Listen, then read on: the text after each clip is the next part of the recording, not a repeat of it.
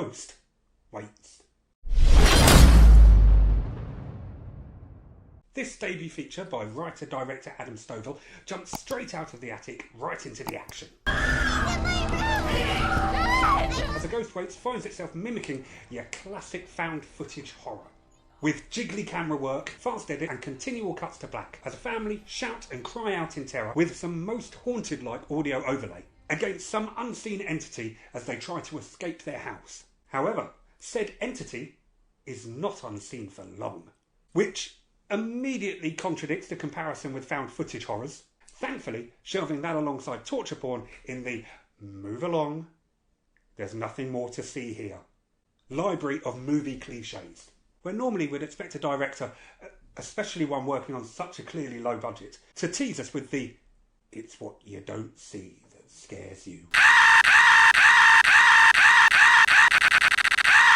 trope, and thus proceed to spend the lion's share of the movie playing about with bumps and thumps and a tension-building score, before revealing a hugely disappointing ghoul or a jump scare that was 70 minutes in the making and is over in a split second. But not here. Here we are introduced to the titular ghost, spectral agent, for those in the know, almost immediately. And a damn fine one it is too. With Natalie Walker in the role, the revealing shot is magnificently effective, and the makeup as well. Yeah, we could be in for some fun here. Then there is a pretty drastic shift in tone as we meet our hero, Handyman Jack. I added the handyman. Played with affable charm by MacLeod Andrews, as he arrives at the aforementioned house to do some, well, handiwork. There is a light comedic element to proceedings as he goes about his duties oblivious to the subtle, strange goings-on around him. The unsat-upon chair rocking, a door opening by itself, a picture frame wonked. It's a delightful routine that not only helps to establish the genre of comedy horror, but it also sets up the movie delightfully. We're like only 3 minutes in and everything is in place. It's impressive. This montage is followed by what I can proudly state is one of the finest shots in modern horror, or horror, ever. As Jack sits down to play guitar in one of the rooms, we get a rather stunning over-the-shoulder shot, which, to describe in any more detail, would, well, simply ruin the magic. But when you see it, you'll know you've seen it. It is supremely creepy and incredibly effective. That is the continual mastery of Adam Stovall's direction. He treats all the elements in this movie with complete respect. He never throws anything away. The horror is handled with equal regard as the comedy. And, later down the line, the romance too. Whether he is emulating the Hammer horrors or playfully nodding to the humour in films such as Shaun of the Dead and The Addams Family, Stovall never swipes. Every moment in this movie is considered in detail and executed with aplomb. Aplomb, aplomb, aplomb. It's a funny word. So much so that I'm sure there must be a reason that Jack re-rolls his sleeping bag after the first night. He must have re-rolled it because he unrolls it. Oh, maybe it was a ghostly thing. Never thought of that. But seriously, he's the only one in the house. It's not like he's going anywhere, and it's not like he's entertaining guests. Leave the sleeping bag where it is. We all know that rolling a sleeping bag and putting it back into its tiny little container is one of life's most undesired chores, like getting sand off. In fact, to paraphrase another rather spectacular movie that has nothing to do with this film, Paddleton, how many wishes would a genie have to grant you before you got to roll a sleeping bag? I'd argue it's in the top 100. I digress. There are moments where MacLeod might overplay his lines just a little, but it's forgivable because the majority of his performance is so wonderfully measured with just enough quirk to sit comfortably within this screenplay. The scene in the kitchen as he denies the presence of Muriel is particularly hilarious. Nope.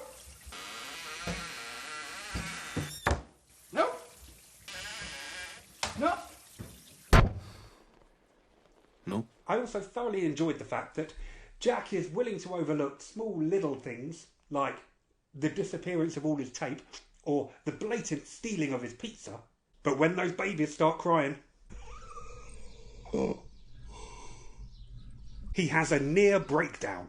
Nope. There's no baby here. I know there's no baby here. I'm just freaking myself out. It's so bad. Stupid. It's just stop. And I think we can all sympathise here. There is nothing worse than being trapped in a confined space with someone else's offspring wailing incessantly. Birds are out. The move towards romance is the only time that we are asked to forgive A Ghost Waits a little. Allow it some dramatic licence. Jack does seem to fall head over heels pretty quickly after an arguably pretty mundane conversation in the kitchen. However, bogging this down with too much narrative, I feel would unnecessarily slow the otherwise rapid pace of the movie. He's in love now, he's a lonely thought, go with it. And the final scene? Wow, it's actually pretty remarkable. Once again, Stovall treats the themes at play here with such tenderness and grace, you almost don't expect it. I say you almost don't expect it because the fact of the matter is that the whole film has been played out with such wisdom and wonder, it really doesn't come as much of a surprise either. The cast overall is hugely likeable. Natalie Walker and MacLeod Andrews are pretty perfect in the lead roles. And the support from Amanda Miller as Miss Henry and Sydney Vollmer as the Linda Blair mimicking Rosie is solid. Yes, there are a fair few comparisons that you could draw here. Beetlejuice, A Ghost Story, even Clerks. But I think at its heart, A Ghost Waits has much more in common with the lo-fi mumblecore offerings of the Duplass brothers and Andrew Bajowski. It is the story of a misfit 30-something trying simply to get along. Loser in love, loser in life. He finds heart in the one place a heart definitely doesn't exist. The dead. It emphasises dialogue over plot. It focuses on the smaller issues that affect the larger ones, rather than vice versa.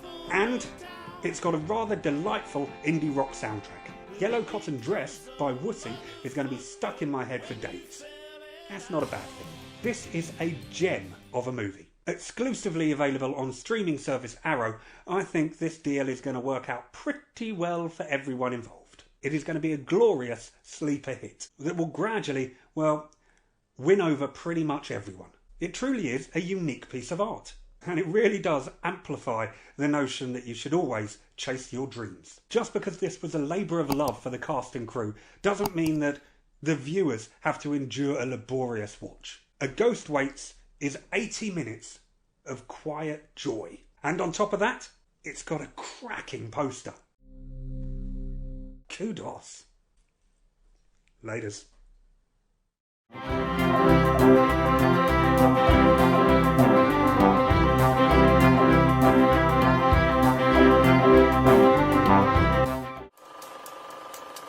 I did that.